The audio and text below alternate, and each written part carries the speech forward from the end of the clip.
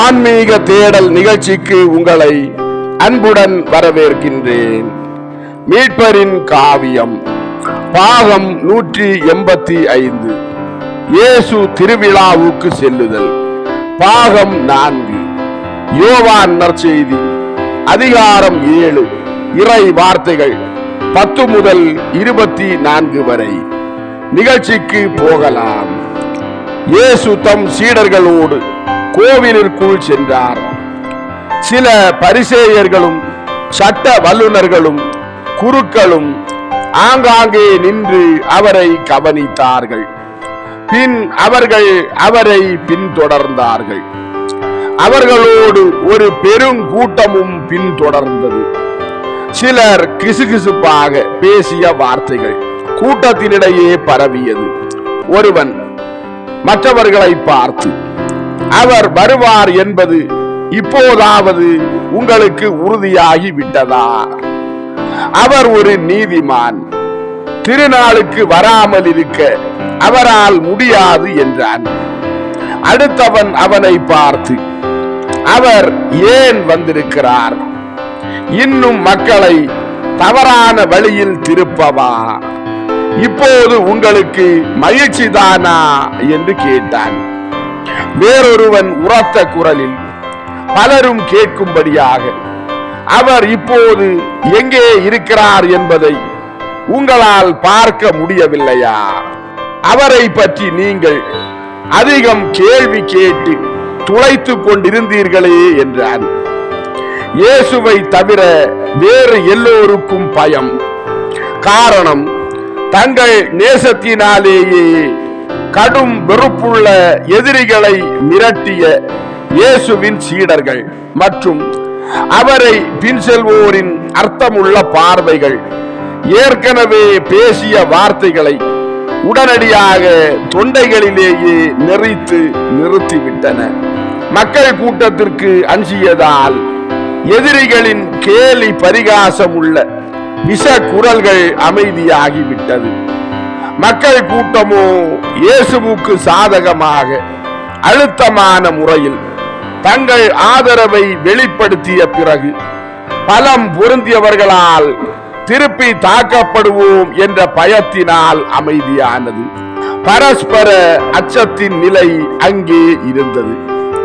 கமாலியேல் ஒரு சீடர்கள் கூட்டத்தின் நடுவில் இருந்தார். அங்கே நடைபெற்ற காரியத்தில் அக்கறை இல்லாதவராக இருந்தார். ஆனால் இயேசு கமாலியேலுக்கு எதிரில் சென்றபோது இயேசுவை நிமிர்ந்து பார்த்தார். இயேசு கமாலியேலை உற்று பார்த்தார். அதன் பின் நடந்து தாம் தேர்ந்து கொண்ட இடத்திற்கு சென்றார். இயேசுவுக்கு பக்கத்தில் அவரை சூழ்ந்து சீடர்களும் இயேசுவை பின்பற்றுகிற மக்களும் விசித்திர பிரியமுள்ள மக்களும் இருந்தனர். சற்று தொலைவில் பின்பக்கம் பரிசேயர்களும் சட்ட வல்லுநர்களும் குருக்களும் ராபிகளும் இருந்தனர். கமாலியேல் தாம் இருந்த இடத்திலேயே இருந்தார். இயேசு போதிக்க தொடங்கினார். 20 வருடங்களுக்கு முன் தாம் விளக்கி கூறிய அதே கருத்துக்களை கூடுதல் அதிகாரத்தோடு இப்போது மறுபடியும் பேசினார். தானியேலின் தீர்க்க தரிசனத்தை பற்றியும் தீர்க்க தரிசிகளால் முன்னுரைக்கப்பட்ட முன்னோடியானவரை பற்றியும் பேசினார்.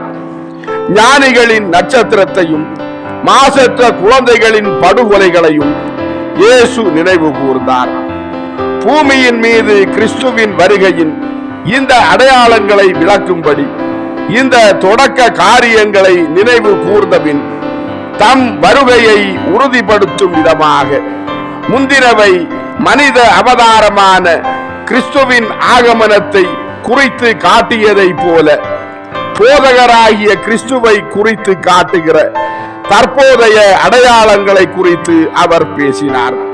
அதாவது, தம்முடனே எப்போதும் இருக்கிற முரண்பாட்டு நிலையையும் முன்னோடியானவரின் மரணத்தையும் கடவுள் தம் கிறிஸ்துவோடு இருக்கிறார் என்பதை உறுதிப்படுத்தும்படி தொடர்ந்து நீள்கிற புதுமைகளையும் நினைவுபடுத்தினார். ஒருவன் கூட்டத்தின் தொலைவான அற்றத்தில் இருந்து ஒரு முரட்டு குரலில், நீர் தடை செய்யப்பட்ட நாட்களில் புதுமைகளை நிகழ்த்துகிறீர் என்றால் அவற்றில் கடவுள் எப்படி இருக்க முடியும் என்று கேட்டான். இயேசு அவனை பார்த்தார். ஆனால் பதில் ஏதும் சொல்லாமல் அவர் தொடர்ந்து, மனிதர்களை ஒடுக்குகிற ஆதிக்கத்தில் இருந்து அவர்கள் விடுவிக்கப்படுவது பற்றியும் கிறிஸ்துவினுடைய நித்தியமான வெல்லப்பட முடியாத மகிமை நிறைந்த உத்தம ராஜ்யத்தை பற்றியும் பேசினார். ஒரு சட்ட வல்லுநன் இயேசுவை பார்த்து, அது எப்போது நடக்கும் என்று சொல்லி பரிகாசமாய் சிரித்தான். தொடர்ந்து, உன்னையே அரசனாக்கிக் கொள்ள நீ விரும்புகிறாய் என்று நாங்கள் அறிவோம். ஆனால் உன்னை போன்றதொரு அரசன் இஸ்ராயேலுக்கு அழிவாகத்தான் இருப்பான். உன் ராஜரீக வல்லமை எங்கே? உன் சேனைகள், உன்னுடைய பொக்கிஷங்கள், உன் நேச நாடுகள் எங்கே? உனக்கு பைத்தியம் என்றான். அவனை போலவே அநேகர் தங்கள் தலைகளை ஆட்டியபடி அவரை பார்த்து சிரித்தார்கள், பரிகாசம் செய்தார்கள். ஒரு பரிசேயன் அவர்களை பார்த்து, இந்த மாதிரி நடந்து கொள்ள வேண்டாம். இப்படி செய்தால் அவர் ராஜ்யம் என்று எதை குறிப்பிடுகிறார்? அது என்ன சட்டங்களை கொண்டிருக்கும்? அது தன்னை எப்படி வெளிப்படுத்தும் என்றெல்லாம் நாம் ஒருபோதும் அறிந்து கொள்ள மாட்டோம். பண்டைய இஸ்ராயேல் ராஜ்யம் தாவீதினுடையவும் சாலமோனுடையவும் நாட்களில் இருந்தது போல வேறு எப்போதாவது உத்தமமானதாக இருந்ததா? உத்தமமான அரசனின் ராஜரீக மகத்துவத்திற்கு முந்தைய அநேக நிச்சயமற்ற தன்மைகளும் கடினமான தருணங்களும் உங்களுக்கு நினைவில்லையா? முதல் அரசனை கொண்டிருப்பதற்கு அவனை அபிஷேகம் செய்ய வேண்டிய மனிதனை உருவாக்குவது அவசியமாய் இருந்தது. இவ்வாறு எல்கானாவின் அன்னாளின் மலட்டு தன்மையை அகற்றுவதும் தன் உதரத்தின் கனியை அர்ப்பணிக்கும்படி அவளை தூண்டுவதும் அவசியமாய் இருந்தது. அன்னாளின் சங்கீதத்தை தியானித்து பாருங்கள். நமது கடின தன்மைக்கும் குருட்டுத்தனத்திற்கும் அது ஒரு பாடமாக இருக்கிறது. ஆண்டவரை போல் பரிசுத்தமானவன் ஒருவனும் இல்லை. கர்வமுள்ள வார்த்தைகளை பற்றி மேன்மை பாராட்டிக் கொண்டு அத்தகைய வார்த்தைகளை பேச வேண்டாம், ஒருபோதும் பேச வேண்டாம். ஆண்டவர் உயிரை பறிக்கிறார், உயிரை கொடுக்கிறார். அவர் தரித்திரர்களை உயர்த்துகிறார். தமக்கு பிரமாணிக்கம் உள்ளவர்களின் காலடிகளை பாதுகாக்கிறார். பாதகர்களோ இருளில் மறைந்து போகிறார்கள். ஏனென்றால் மனிதன் பலவானாய் இருப்பது தன் பலத்தினால் என்று, மாறாக கடவுளிடமிருந்து அவனுக்கு வருகிற பலத்தாலேயே. ஆண்டவர் பூமியின் கடை எல்லைகளை தீர்வையிடுகிறார். தமது அரசனை வல்லமையால் நிரப்புவார். தன் கிறிஸ்துவின் வல்லமையை உயர்த்துவார் என்று சொல்லி இயேசுவை பார்த்து நேரடியாக தீர்க்க தரிசனங்கள் காட்டுகிற கிறிஸ்து தாவீதின் குடும்பத்தவராக இருக்க வேண்டியதில்லையா? ஆக சாமுவேலின் பிறப்பு தொடங்கி முன்னறிவிக்கப்பட்ட காரியம் கிறிஸ்துவின் ராஜ்யத்தை குறிப்பதாக இருக்க வேண்டியதில்லையா? போதகரே, நீர் தாவீதின் வம்சத்தை சேர்ந்தவர் இல்லையா? நீர் பெத்லகேமில் பிறக்கவில்லையா என்று கேட்டான்.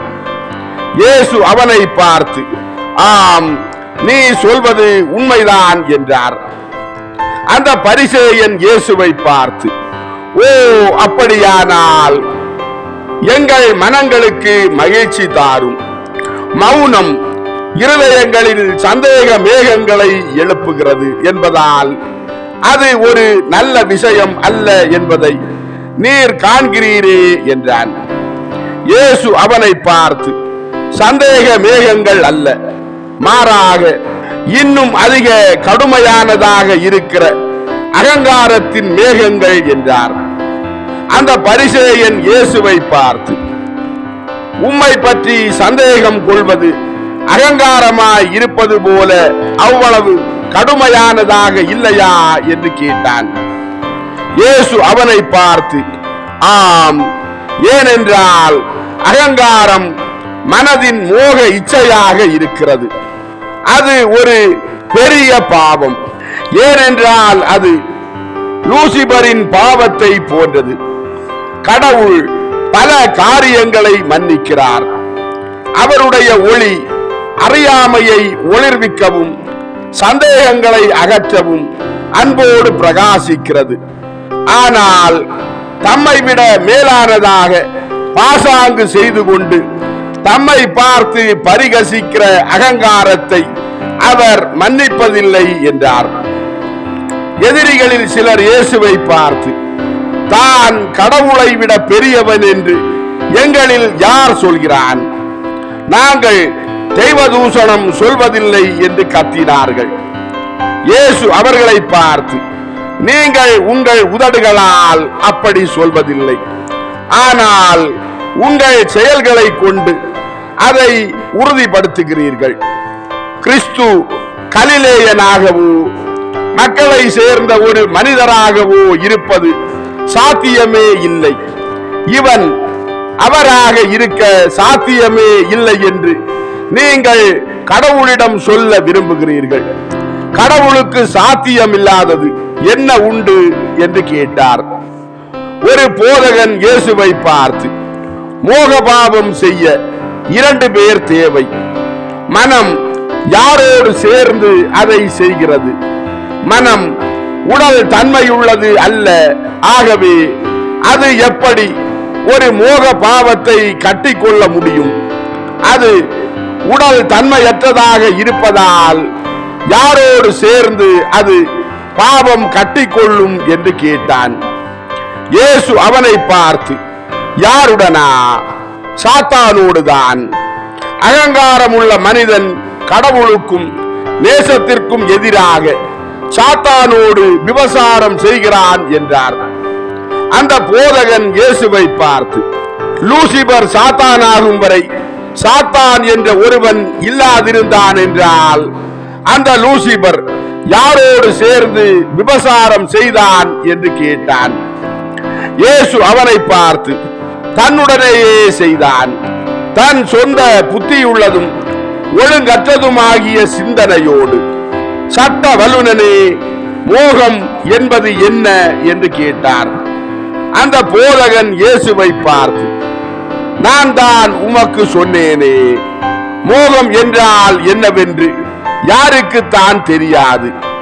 எங்கள் எல்லோருக்குமே அதில் அனுபவம் உண்டு என்றான். இயேசு அவனை பார்த்து, நீ ஒரு ஞானமுள்ள ராபி அல்ல.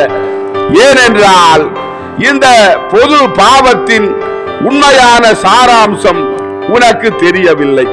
பிதா, சுதன், பரிசுத்த ஆவி என்னும் ஆட்கள் நேசத்தின் முப்பரிமாண வடிவமாக இருப்பது போல இந்த பாவம் தீமையின் மும்மடங்கான கனியாக இருக்கிறது. ஓ சட்ட வல்லுனனே, மோகம் என்பது ஒழுங்கீனமாக இருக்கிறது. தனது ஆசை தீமையானது என்று அறிந்திருந்தாலும் எப்படியும் அதை திருப்திப்படுத்த விரும்புகிற ஒரு சுதந்திர அறிவுள்ள புத்தியினால் வழி நடத்தப்படுகிற ஒழுங்கீனம் அது. மேலும் அது இயற்கை விதிகளுக்கு எதிரானதும், கடவுள் மட்டிலும் நம் மட்டிலும் நம் சகோதரர்கள் மட்டிலும் நமக்கு இருக்க வேண்டிய நீதி மற்றும் அன்புக்கு எதிரானதுமாகிய வன்முறையாகவும் இருக்கிறது.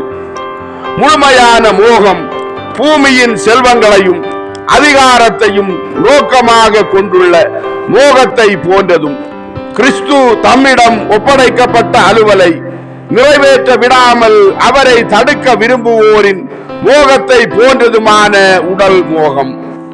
அவர்கள் அவரை தடுப்பது என்னால் அடித்து வீழ்த்தப்படுவது பற்றி பயந்து அவர்கள் எனக்கு எதிராக சதி செய்வதால் தான் என்றார். கூட்டத்தில் ஒரு பெரும் முறுமுறுப்பு ஏற்பட்டது. தன்னந்தனியாக இருந்த கமாலியேல் தம் தலையை உயர்த்தி இயேசுவை கூர்மையாக பார்த்தார்.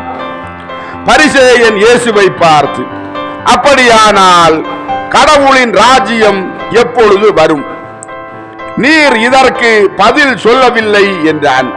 இயேசு அவனை பார்த்து, இஸ்ராயேல் தமக்காக ஆயத்தம் செய்து கொண்டிருப்பதும் எந்த சிம்மாசனத்தையும் விட உயர்ந்ததும் இந்த கோவிலை விட உயர்ந்ததுமான சிம்மாசனத்தின் மீது கிறிஸ்து இருக்கும் போது என்றார். அந்த பரிசேயன் இயேசுவை பார்த்து, அது எங்கே ஆயத்தம் செய்யப்பட்டு வருகிறது? அப்படி எந்த ஆயத்தத்தையும் காண முடியவில்லையே. இஸ்ராயேல் மீண்டும் எழும்புவதற்கு ரோமை அனுமதிக்கும் என்பது சாத்தியமா? ஆயத்தம் செய்யப்படுவதை காண முடியாத அளவுக்கு அந்த கழுகுகள் அவ்வளவு குருடாகி விட்டனவா என்று கேட்டான். இயேசு அவனை பார்த்து, கடவுளின் ராஜ்யம் பகட்டு ஆரவாரத்தோடு வருவதில்லை. அது உருவாவதை கடவுளின் கண் மட்டுமே காண முடியும். ஏனென்றால் கடவுளின் கண் மனிதரின் உற்பனத்தை வாசிக்கிறது. ஆகவே இந்த ராஜ்யம் எங்கே ஆயத்தம் செய்யப்பட்டு வருகிறது என்று தேடிக்கொண்டு போக வேண்டாம்.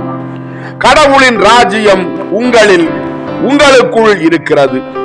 பரலோகத்தில் இருந்து வந்த வேத பிரமாணத்தை உண்மையான தாய்நாட்டின் பிரமாணமாகவும் தன்னை அனுசரிக்கிற ஒருவனை ராஜ்யத்தின் மகனாக ஆக்குகிற பிரமாணமாகவும் ஏற்றுக்கொள்கிற உங்கள் ஆத்துமங்களில் அது இருக்கிறது. அதனால்தான் என் போதனை மனிதர்களின் இருதயங்களுக்குள் நுழைய ஏதுவாக ஸ்நாபகர் அந்த இருதயங்களுக்கான வழியை ஆயத்தம் செய்யும்படி எனக்கு முன் வந்தார். அவை தவத்தின் வழிகளாக ஆயத்தம் செய்யப்பட்டுள்ளன. நேசத்தின் வழியாக ராஜ்யம் எழும்பும். கடவுளின் ராஜ்யத்தை மனிதருக்கு அதிகாரபூர்வமாக தடை செய்கிற பாவ அடிமைத்தனம் விழுந்து போகும் என்றார். ஒரு மனிதன் உரத்த குரலில், இந்த மனிதர் நிஜமாகவே மேன்மை மிக்கவராக இருக்கிறார், இவரையா தந்திரக்காரர் என்று சொல்கிறீர்கள் என்று இயேசுவின் எதிரிகளிடம், நீங்கள் எதை எங்களிடம் மறைமுகமாக பசப்பி இருக்கிறீர்கள்? இந்த மனிதர் மக்களை தவறாக வழிநடத்துகிறார் என்று யார் சொல்ல முடியும்? நாங்கள் ஆச்சரியப்படுகிறோம். நீங்கள் இதை எங்களுக்கு சொல்ல வேண்டும் என்று விரும்புகிறோம்.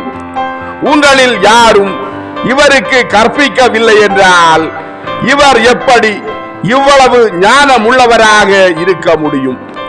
ஒரு குருவுடன் இருந்து இவர் ஒருபோதும் கற்றுக்கொண்டதில்லை என்றால் இவ்வளவு கூடுதல் ஞானத்தை இவர் எங்கே கற்றுக்கொண்டார்?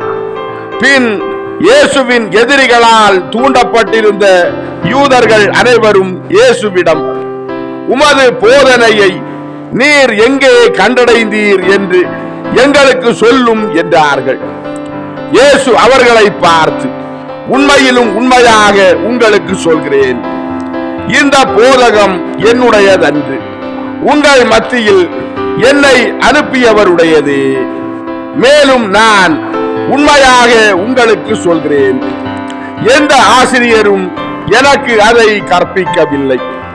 மேலும் எந்த உயிருள்ள புத்தகத்திலோ பார்ச்மெண்ட் காகிதத்திலோ அல்லது கற்சின்னத்திலோ இதை நான் கண்டடையவும் இல்லை.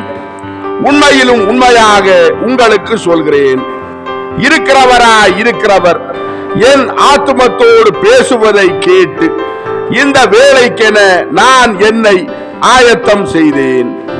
இப்போது பரலோகத்தில் இருந்து வந்திருக்கிற வார்த்தையை கடவுளின் மக்களுக்கு தருவதற்கு எனக்கு நேரம் வந்திருக்கிறது. நானும் அதையே செய்கிறேன். இறுதி வரையிலும் அப்படியே செய்து கொண்டிருப்பேன். என் இறுதி மூச்சை நான் வெளியிட்ட பிறகு நான் சொல்வதை கேட்டவையும் ஆனால் இலகாதிருந்தவையுமான கற்கள் சீனாய் மலை மீது மோசே உணர்ந்த அச்சத்தையும் விட பெரிய கடவுளின் மீதான பயத்தை அனுபவிக்கும். அத்தகைய பயத்தில் ஆசீர்வாதமாகவோ அல்லது சாபமாகவோ இருக்கிற சத்தியத்தின் குரலொலியோடு நிராகரிக்கப்பட்ட என் போதனையின் வார்த்தைகள் கற்களின் மீது செதுக்கப்படும். அந்த வார்த்தைகள் ஒருபோதும் அழிக்கப்படாது. அந்த அடையாளம் நிலைத்திருக்கும். குறைந்தபட்சம் அந்த சமயத்திலாவது அன்போடு இதை ஏற்றுக்கொள்கிறவர்களுக்கு அது ஒளியாக இருக்கும். ஆனால் தமது ராஜ்யத்தை நான் ஸ்தாபிப்பது என்னை அனுப்பிய சர்வேஸ்வரனுடைய சித்தம் என்பதை அப்போதும் கூட புரிந்து கொள்ளாதவர்களுக்கு அது முழு இருளாக இருக்கும். படைப்பின் தொடக்கத்தில் ஒளி உண்டாக கடவது என்று சொல்லப்பட்டது. உடனே அந்த பெரும் குழப்ப நிலையில் ஒளி உண்டாயிற்று. என் வாழ்வின் தொடக்கத்தில் நல்ல சித்தமுள்ள மனிதர்களுக்கு சமாதானம் உண்டாவதாக என்று சொல்லப்பட்டது. நல்ல சித்தம் என்பது கடவுளின் சித்தத்தை செய்வதும் அதை எதிர்க்காமல் இருப்பதுமாகிய சித்தமாகும். கடவுளின் சித்தத்தை நிறைவேற்றி அதை எதிர்க்காதிருக்கிறவன் எனக்கு எதிராக போராட தன்னால் முடியாது என்று உணர்கிறான். ஏனென்றால் என்னுடைய போதனை என்னிடமிருந்து அல்ல, கடவுளிடமிருந்தே வருகிறது என்று அவன் உணர்கிறான். ஒருவேளை நான் என் சொந்த மகிமையை தேடுகிறேனா? வரப்பிரசாதத்தின் திரு சட்டத்தினுடையவும் மன்னிப்பின் காலத்தினுடையவும் படைப்பு கர்த்தர் நாமே என்று ஒருவேளை நான் சொல்கிறேனா? மாறாக சகல நற்காரியங்களையும் உண்டாக்கியவரான பிதாவாகிய சர்வேஸ்வரனுடைய மகிமைக்கு நான் மகிமை செலுத்துகிறேன். நான் என்ன செய்ய வேண்டும் என்று பிதா விரும்புகிறாரோ அதை செய்வதே என்னுடைய மகிமையாய் இருக்கிறது. ஏனென்றால் அது அவருக்கு மகிமை அளிக்கிறது. தான் புகழப்படும்படி அவர் சார்பாக பேசுகிறவன் தன் சொந்த மகிமையை தேடுகிறான். ஆனாலும் மனிதருடைய மகிமையை தான் தேடாவிட்டாலும் கூட தாம் செய்கிற அல்லது சொல்கிற காரியத்தினால் மனிதர்களிடமிருந்து மகிமையை பெற்றுக் கொள்ளக்கூடியவரும் அதை மறுதலித்து இது என்னால் படைக்கப்பட்ட என்னுடைய மகிமை அல்ல, மாறாக நான் பிதாவிடமிருந்து வருகிறது போல அவருடைய மகிமை நின்றே அது புறப்பட்டு வருகிறது என்று சொல்லக்கூடியவருமாய் இருக்கிறவர் சத்தியத்தில் இருக்கிறார். அநீதமானது எதுவும் அவரிடம் இல்லை. ஏனென்றால் அவர் தமக்கு சொந்தமில்லாதது எதையும் தமக்கென வைத்துக் கொள்ளாமல் ஒவ்வொரு மனிதனுக்கும் அவனுக்குரியதை தந்து விடுகிறார். பிதா என்னை விரும்பியதாலேயே நான் இருக்கிறேன். நீங்கள் மௌனமாய் இருக்கிறீர்கள். உங்களில் பாதி பேர் என்னை பற்றி பிரமிப்படைகிறீர்கள். மீதி பேர் என் வாயை அடைப்பது எப்படி என்று யோசித்துக் கொண்டிருக்கிறீர்கள். 10 கற்பனைகள் யாருடையவை? எங்கிருந்து அவை வந்தன? உங்களுக்கு அவற்றை தந்தவர் யார் என்று கேட்டார். மக்கள் கூட்டத்தினர் சத்தமாக மோசே என்று கத்தினார்கள். இயேசு அவர்களை பார்த்து, இல்லை, உன்னத சர்வேசுரன் அவருடைய ஊழியராகிய மோசே அவற்றை உங்களிடம் கொண்டு வந்தார். ஆனால் அவை கடவுளிடமிருந்தே வருகின்றன. உங்களிடம் அந்த வார்த்தைகள் இருக்கின்றன, ஆனால் உங்களிடம் விசுவாசம் இல்லை. நாங்கள் கடவுளை பார்க்கவில்லை. நாங்களோ அல்லது எபிரேயர்களோ சீனாய் மலையடி வாரத்தில் இருக்கவில்லை என்று நீங்கள் உங்கள் இருதயங்களில் சொல்கிறீர்கள். ஓ, மோசே முன்னிலையில் சர்வேசுரன் இடியென முழங்கியபடி பிரகாசித்த வேளையில் மலை முழுவதையும் பற்றி எரிய செய்த இடி முழக்கங்கள் கூட கடவுள் அங்கே பிரசன்னமாய் இருந்தார் என்று உங்களை நம்ப செய்ய போதுமானவையாக இல்லை. இரட்சண்யம் மற்றும் தண்டனையின் நித்திய உடன்படிக்கையை எழுதும்படி சர்வேசுரன் உங்கள் மத்தியில் இருக்கிறார் என்று உங்களை நம்ப செய்வதற்கு இடி முழக்கங்களும் நில நடுக்கங்களும் கூட உதவாது. மிக விரைவில் இந்த மதில்களுக்குள் ஒரு புதிய பயங்கரத்துக்குரிய திரு காட்சியை நீங்கள் காண்பீர்கள். பரிசுத்தமான ரகசிய ஸ்தலங்கள் இருளிலிருந்து வெளியே வரும். ஏனென்றால் ஒளியின் ராஜ்யம் தொடங்குகிறது. பரிசுத்தத்திலும் பரிசுத்த ஸ்தலம் உலகத்தின் முன்னிலையில் போற்றி ஸ்துதிக்கப்படும். அது மும்மடங்கு மூடு திரைகளால் இனியும் மறைக்கப்பட்டதாக இருக்காது. அப்போதும் கூட நீங்கள் நம்ப மாட்டீர்கள். ஆகவே உங்களை நம்ப செய்வதற்கு எது தேவையாய் இருக்கிறது? நீதியின் பேரிடிகள் உங்கள் உடல்களை தாக்க வேண்டும் என்பதா? ஆனால் நீதி அப்போது தணிக்கப்பட்டிருக்கும். அன்பின் மின்னல்கள் இறங்கி வரும். இருந்தாலும் அவைகளும் கூட உங்கள் இருதயங்களில், உங்கள் எல்லோருடைய இருதயங்களிலும் சத்தியத்தை எழுதாது. அவை மனம் திரும்புதலுக்கும் அதன் பின் நேசத்திற்கும் வழி வகுக்கவும் செய்யாது. ஆனால் மோசே மனிதர்களிடையே ஒரு மனிதராக இருந்தார் என்று உங்களுக்கு தெரியும். அவருடைய நாட்களின் நிழலை எழுதி வைத்தவர்கள் அவரை பற்றிய ஒரு விவரிப்பை உங்களுக்கு விட்டு சென்றிருக்கிறார்கள். இருந்தாலும் அவர் யார் என்றும், யாரிடமிருந்து எப்படி அவர் வேத பிரமாணத்தை பெற்றுக்கொண்டார் என்றும் நீங்கள் அறிந்திருந்தாலும் அதற்கு நீங்கள் இசைவாக இருக்கிறீர்களா? இல்லை, உங்களில் ஒருவன் கூட அதை அனுசரிப்பது இல்லை என்றார். கூட்டத்தினர் மறுக்கும் விதமாக ஊளையிட்டனர். இயேசு அமைதியை ஏற்படுத்தி, இது உண்மை இல்லை என்று நீங்கள் சொல்கிறீர்களா? நீங்கள் அதை அனுசரிப்பதாக சொல்கிறீர்களா? அப்படியானால் நீங்கள் ஏன் என்னை கொல்ல விரும்புகிறீர்கள்? ஒரு மனிதனை கொல்லல் ஆகாது என்று 5ஆம் கற்பனை தடை செய்யவில்லையா? என்னை கிறிஸ்துவாக அடையாளம் காணவில்லையா? சரி, ஆனால் நான் ஒரு மனிதன் என்பதை நீங்கள் மறுக்க முடியாது. அப்படி இருக்க ஏன் என்னை கொலை செய்ய முயல்கிறீர்கள் என்று கேட்டார். சிலர் இயேசுவை பார்த்து, உனக்கு பைத்தியம், நீ பேய் பிடித்தவன், ஒரு பசாசுதான் உன்னிலிருந்து பேசிக் கொண்டிருக்கிறது, அதுதான் நீ கண்டபடி உளரும்படியும் பொய்கள் சொல்லும்படியும் செய்கிறது. உன்னை கொல்ல வேண்டும் என்று எங்களில் யாரும் நினைக்கவில்லை. யார் உன்னை கொல்ல விரும்புகிறார்கள் என்று கேட்டார்கள். இயேசு அவர்களை பார்த்து, யாரா? நீங்கள் தான் அப்படி செய்வதற்கு சாக்கு போக்குகள் கண்டுபிடிக்க முயன்று கொண்டிருக்கிறீர்கள். போலியான குற்றங்களுக்காக நீங்கள் என்னை கடிந்து கொள்கிறீர்கள். ஓய்வு நாள் என்று ஒரு மனிதனை குணமாக்கியதற்காக நீங்கள் என்னை குற்றம் சாட்டுகிறீர்கள். அதுவும் இது முதல் தடவை அல்ல. ஒரு கழுதையோ ஒரு எருதோ உன் சகோதரனுக்கு மதிப்புள்ளதாக இருப்பதால் அது விழுந்து கிடக்கும் போது அதன் மீது நாம் இரக்கம் காட்ட வேண்டும் என்று மோசே சொல்லவில்லையா? ஒரு சகோதரனுடைய நோயுற்ற உடலின் மீது நான் இரக்கம் காட்ட கூடாதா? மீண்டும் பெறப்படுகிற ஆரோக்கியம் அவனுக்கு இவ்வுலக ஆறுதலாகவும் ஆண்டவருடைய கருணைக்காக அவரை வாழ்த்தி ஸ்துதித்து நேசிப்பதற்கு ஒரு ஞான வழியாகவும் இருக்கிறது.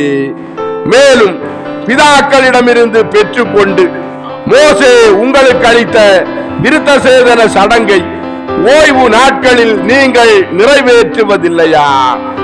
விருத்த சேதனம் ஒரு குழந்தையை வேத பிரமாணத்தின் மகனாய் ஆக்குவதால் ஓய்வு நாளின் போது ஒரு மனிதனுக்கு விருத்த சேதனம் செய்வதன் மூலம் மோசேயின் சட்டம் மீறப்படுவது இல்லை என்றால், ஒரு ஓய்வு நாளில் நான் ஒரு மனிதனை முழுமையாக, அதாவது அவனுடைய ஆத்துமத்தையும் உடலையும் குணப்படுத்தி அவனை கடவுளின் மகனாக்குகிறேன் என்பதற்காக நீங்கள் ஏன் என்னோடு பலிபந்தமாக உரக்க வாதம் செய்கிறீர்கள்?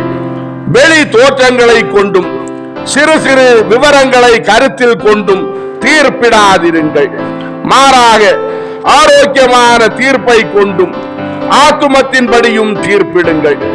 ஏனென்றால் எழுத்தும் மந்திரங்களும் வெளி தோற்றங்களும் உயிரற்ற விஷயங்கள். அவை வரையப்பட்ட காட்சிகளே தவிர நிஜ வாழ்க்கை அல்ல. ஆனால் வார்த்தைகள் மற்றும் தோற்றங்களின் உணர்வுகளோ நிஜ வாழ்க்கையாகவும் நித்தியத்தின் ஆதாரமாகவும் இருக்கின்றன. ஆனாலும் இந்த காரியங்களை புரிந்து கொள்ள நீங்கள் விரும்பாததால் இவற்றை நீங்கள் புரிந்து கொள்வதில்லை என்று சொல்லிவிட்டு வெளியே சென்றார். அன்பார்ந்தவர்களே, ஆன்மீக தேடல் மீட்பரின் காவியம் பாகம் 185 இயேசு திருவிழாவுக்கு செல்லுதல் பாகம் 4 நிகழ்ச்சி இதோடு நிறைவடைந்தது. அடுத்த நிகழ்ச்சியில் உங்களை சந்திக்கும் வரை உங்களிடமிருந்து விடைபெறும் உங்கள் ஜான் பிரிட்டோ. ஆன்மீக தேடல் தொடரும். நன்றி.